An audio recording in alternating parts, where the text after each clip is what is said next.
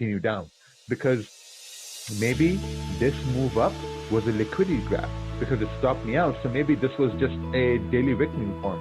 Someone in the chat here saying the colors of the candles are confusing. Well, you can just leave the stream then.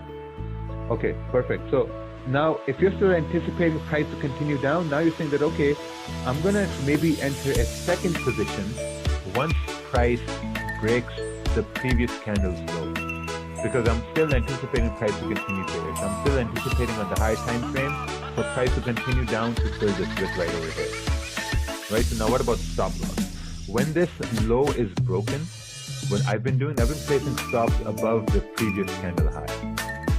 Because, you know, if this wick is too big, it's going to be way too big. So above the previous candle high, so far it's been working. So that's where I'm taking a second entry. That's where I'm saying, okay, now I'm going to give my trade a second chance. But at the same time, you're keeping your risk intact as well too. Right? Let's say the first entry you took, your risk was 1%, you got stopped out. Now you have to identify that, okay, if you're going to give this trade a second chance, are you really going to go in with the same amount of risk you had in the start, or are you going to cut down your risk?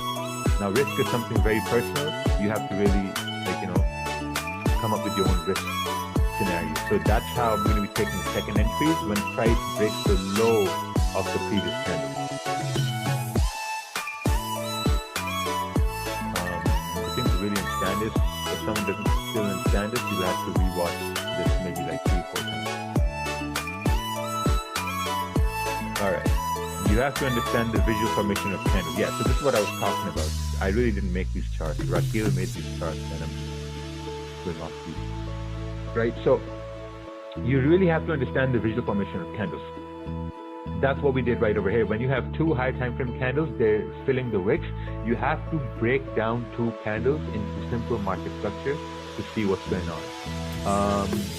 Let's continue on to the next one here. Okay, now when to take second entry. Right? This is going to be really, really important. When would you want to take second entries? And the best place, so the best time to take second entries is going to be when you have the same bias.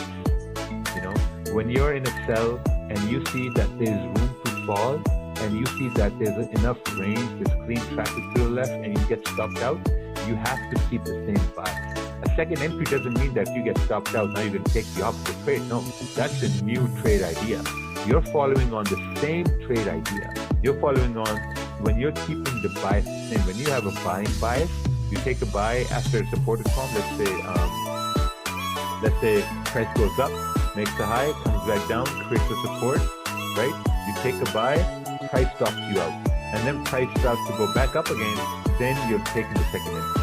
A second entry is an impulse entry when the price breaks the high of the previous candle. You know, so now your bias is the same. You can't change bias. If you change the bias, now you're going into overtrading, right? Now you're saying that, okay, you know what, I took a buy, got stopped out, so it's probably a sell, I'm going to take it out. That's not going to work. It's going to be very, very hard. Let's go to the next one here. Keeping risk in check. Very important.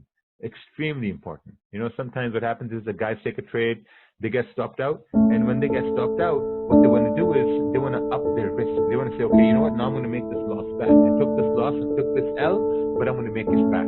Because, like, you know, this loss, it should not have happened. So keeping risk in check is really important. And being very logical about the trade, right? Being logical about the trade is that, so let's say that you have two candles, right, going up. You have to be logical about the trades. And being logical about the trades means that, let's say this candle wasn't formed. You know, so when this candle created a low, now you're expecting it to break the high of the next candle. That's when you start being logical, because if a candle creates a low and it hasn't broken the low of the previous candle, and if it's about to break the high of the previous candle, then there's a higher chance price will continue in that direction. If you're looking at the higher time frame, let's say the 4-hour or the daily, it's going to happen most probably. That's where, like, you know, guys put their pending orders, they put their buy stops, the sell stops. Because if they know that the 1-hour candle is going to break a high of the previous 1-hour candle, this means there's a very high chance price will continue in that price, if it's moving up, it's going to make a high, it's going to make a low, it's going to make a